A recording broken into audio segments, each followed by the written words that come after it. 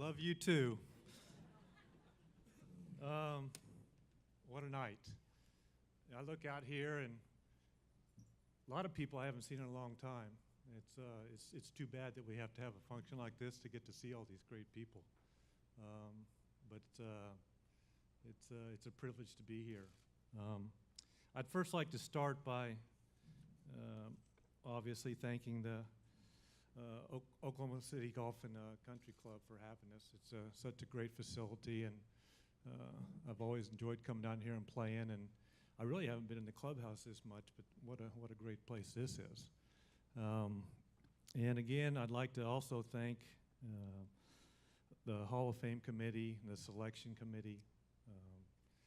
It's just when they first said that you'd been going to be inducted into the Hall of Fame, you start reading up about it because you don't really know that much about it.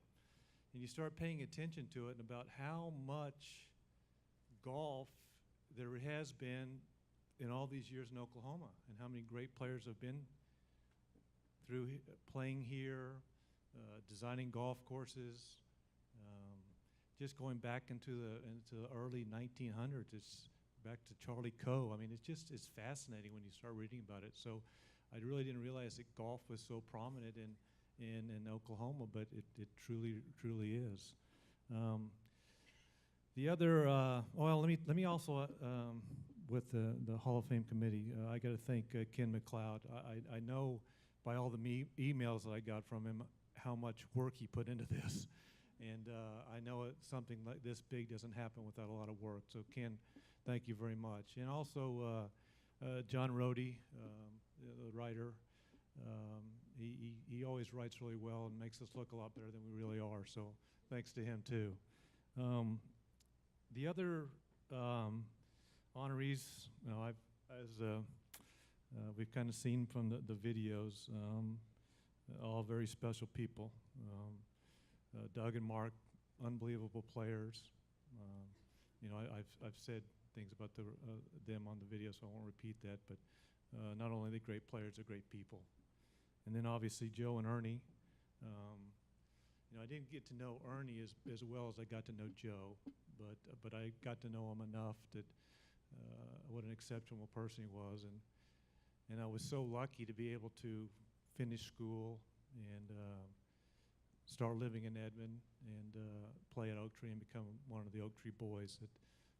And I thank them for their vision and what they did, and it gave us a place to play and practice and live, and that's why I know all of you people. So I'm really very thankful to them. As Pat said when he came up to do the invocation, we're kind of here to inspire, and all this stuff that we saw in the video wouldn't happen without people in your lives. And I was lucky enough to learn. My first introduction to golf was really from my grandfather, who was a great player and a great person.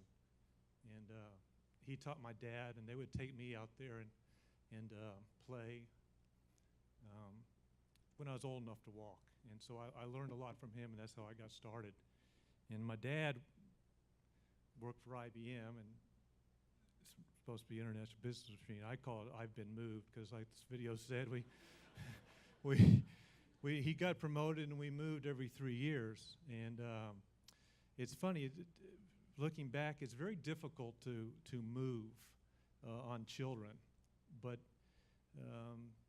other kids in other schools, they can be really hard on you. But I always had sports and golf to kind of get me over the hump or make new friends or something. So that was such a huge plus when I was a young kid. And one of our, I guess it's about our fourth move really, was to Connecticut. And Dad joined a little 9-hole golf course called Reading Country Club, and that really became my summer home. And we had a great pro there, an Irish pro named Rich Lanigan. And for some reason, Rich liked me, and he took me under his wing, and I basically learned how. I think I worked cheap is really why he liked me, but I I learned to gas up the carts, and there were gas carts back then, and put the oil in and where to stage them. And I learned how to work the picker, and I learned to pick up the range, and I learned to work the bag room and work the locker room, and then eventually I worked myself up to the pro shop. But he was so helpful to me, and I learned so much about all that aspect of golf. And then on the other time, I got to play and practice and do all that stuff, and he was helpful there. And on Mondays, when the course was closed, he was a good player, and he would take me to go caddy for him in the little section tournaments. And Rich wasn't a great player, but he was a good player. And those times that he'd cash a check, we'd drive back, and you know how a lot of pros back then kind of had a Cadillac to drive. Well, Rich was a young pro, and he basically had a wood paneled station wagon. And that was our vehicle, but we felt like a Cadillac. But anyway, we'd make a little money, and we'd drive back home and go to the local diner and have a hamburger and a chocolate shake, and that's how we'd celebrate. But I just learned so much from him. And I know this was when I was basically 12 years old. And then the next summer, I turned 13, and he had helped me, and my game improved, and it became the late summer, getting ready to start the school, and the club championship was coming up. He says, Bob, you've got to play in the club championship. Well, I can't do that. You've got to be 18 to play in the club championship. And he says, well, I'm going to see if I can do something about this. So he went to the board, and somehow he convinced them to let us, a couple of us kids, try to qualify for club championship. I think the only reason they did is they figured there's no way we're going to qualify. So, but we did qualify, and that really made a lot of people mad. But anyway, it was match play, and each tournament or each match that I won, I made a few more people mad, and I worked my way up into the finals. And so now half the club's mad. These kids are playing in the tournament. But anyway, the guy I played in the finals was a man named Al Easterling. And Al was a good player, but not a great player. And I really played well that day. And I beat Al 1 down in 19 holes to win the club championship. But not so much the winning. What I liked is when I finished and won that, Al was, I think, is more excited about me winning than him winning. And then 9 years later, the first person, when I turned pro, the first person that wanted to help sponsor me was Al Easterling. So I like to thank Al Easterling. And I also would like to thank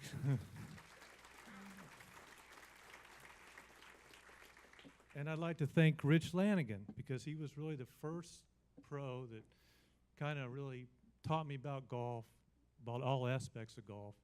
And so I really appreciate his help. And then, of course, being with IBM, it was another time for a move.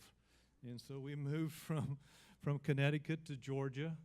Now I'm a freshman in high school, and Dad really liked this move because Georgia's weather was a whole lot better than Connecticut's weather, and we could play golf year-round, so that was really neat. And he joined at a nice club there called Indian Hills, and had a lot of great other junior golfers, so that was fantastic. And what I liked was the high school that I was going to, Wheeler High School, it was too crowded, too many students. So they were on split sessions. So the juniors and seniors went from 7 to 12, and the freshmen and sophomores went from 12 to 5. Well, if you played a varsity sport, no matter what grade you were in, you got to go from 7 to 12. So for 4 years, I went to school from 7 to 12, ate lunch, and was at the golf course at 1 o'clock every day. Now, you don't think that's like dying and going to heaven. You're wrong. So that, for some reason, little things like that kind of work out to where you're able to do things and practice more probably than I would have been if I was in another school. So it was really some neat things that happened. And I was also very lucky to have a good team, a high school team, and we did some good in some state championships, and my game progressed, and I started getting scholarship offers, and I was all set to go to really University of Georgia to play golf there. And I qualified the end of my junior year to go play in the Insurance Youth Classic, the Big I. And the Big I was a big junior tournament, not as big as the U.S. Junior, but probably second to that. But the thing that made this tournament unique was that they held the tournament near a PGA Tour event, and it also finished on Monday. So what happens was they'd take 20 pros from the PGA Tour event, and they'd come in and they'd play with the last 20 groups of the last day of the tournament. So that was pretty special to get to play with a touring pro. Well, I was playing well in the tournament. I was in the second to last group, and I got paired with Greer Jones. Fortunately, I played really well that day, and I ended up winning the golf tournament. And about a week later, I get a phone call from Coach Holder. Well, Greer just happens to be the roommate of Mike Holder when they're in school, and now Coach Holder is now the new young coach at Oklahoma State University. So I don't know if it's fate, serendipity, God's will, or what it is, but if I don't play with Greer Jones that day, and I play with any number of the other 19 pros, I'm going to the University of Georgia, and I'm not standing here tonight, I promise you. So I thank Greer Jones. So now the great thing is I get to come to Oklahoma State, and I get to play with guys like David Edwards, Lenny Miller, Willie Wood, and I start learning from them. And we won some freshman year. I got lucky enough to play with David and Lindy, Britt Harrison, Raphael Khan. We won the national championship at Eugene, Oregon. The next year we finished second, and then the next year led by Jeff Walser, Raphael, Willie Wood. By the way, it's Willie's birthday, so happy birthday, Willie Wood.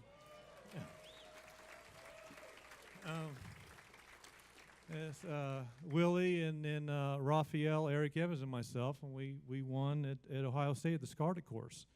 So just tremendous fun times at college and tournaments. And I guess say one story about that. Some of y'all, a couple of people probably already heard about this, but we had a lot of people come watch us that year at Scarlet for some reason. I don't know why. Maybe people just wanted to go up there and look at that golf course because it was so good. But so we had a big following. We won that tournament. We had a big party at one of the local restaurants, and couple big long tables. Anyway, we ordered, but it was too many people. Food was taking too long, and all the adults were over there having champagne and wine. And of course, Jeff Walser and Willie, they'd snuck over and talked to one of the waitresses, and they'd brought us a couple bottles of champagne, and we were hiding them under the table and filling our water glasses, and we were having a good time too.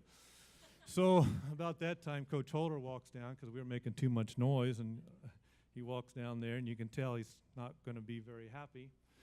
And he looks over at Willie, and he goes, "Willie, what'd you order for dinner?" And Willie looks at him like, I don't even remember. So Coach is about to get mad at us, but at that time, Joe Walser, who had been there that week watching us play, walks down there. And, "Coach, what's going on down here?" "Yeah, the boys have got into." "Well, don't worry about that." He puts his arms around Coach and that nice, slow Oklahoma drawl and says, "Coach, sometimes you just got to let the horses run." So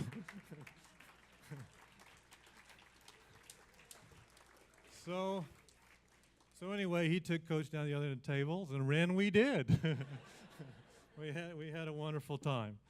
But then, unfortunately, college was over, and it was time to do what all of us try to do. So I talked to Coach, and he said, "You might as well go down and talk to." At that time, Ernie and Joe had already gone to Palm Springs, and Hugh Edgman was kind of running things, and he said, "Go down and talk to Hugh and see if maybe you can play out of Oak Tree."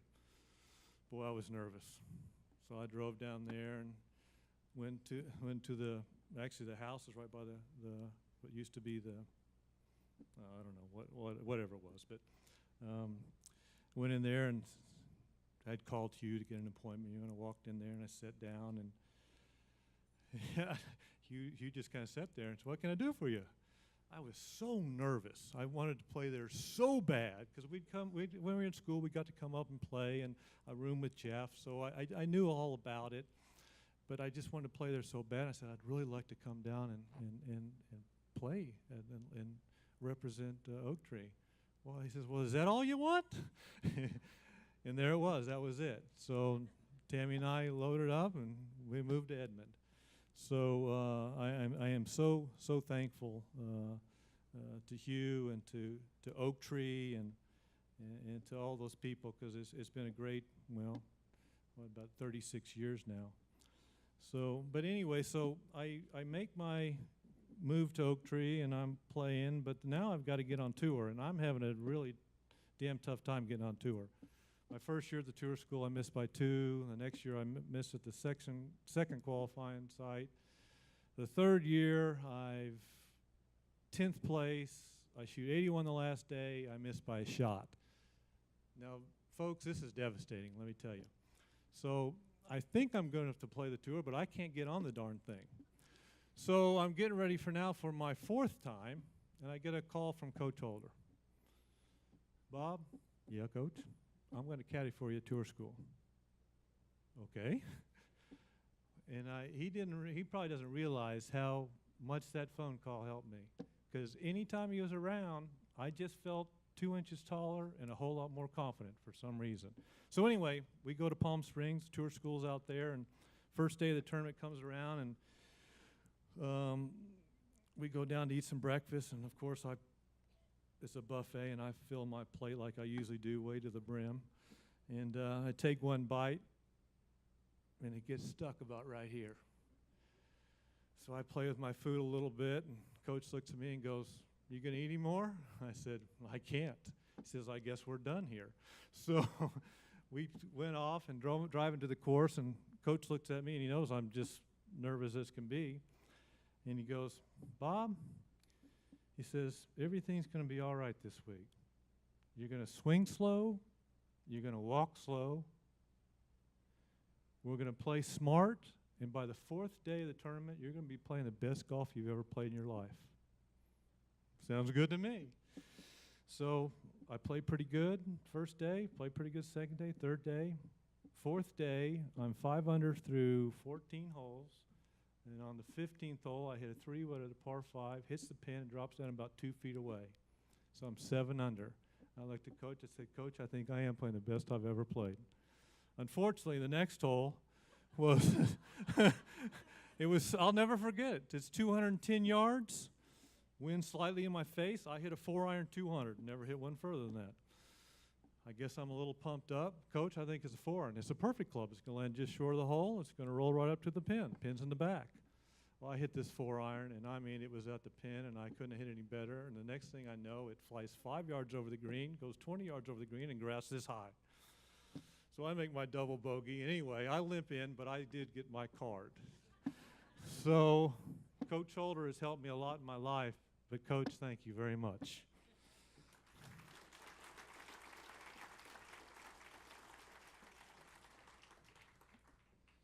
Willie, I'm doing pretty good. I'm getting through this pretty good. He always gets mad at me because I start crying. So anyway, I got to send a shout out to obviously to Oak Tree and Oak Tree National. Got to send a shout out to Everett Dobson, Ed Evans, and the ownership club for saving Oak Tree, because without doing that, we wouldn't have this great place to be. Steve Kimball, Tom Jones, all the staff, and of course all the members. A lot of you are here, and I think the reason why, I wake up every morning. I don't have to drive very far to get to the golf course, but I enjoy going there. And a lot of it's because I love golf, but most of it is because of you people. You're fun to be around, and I appreciate everything you've done for me. Starting to cry, Willie.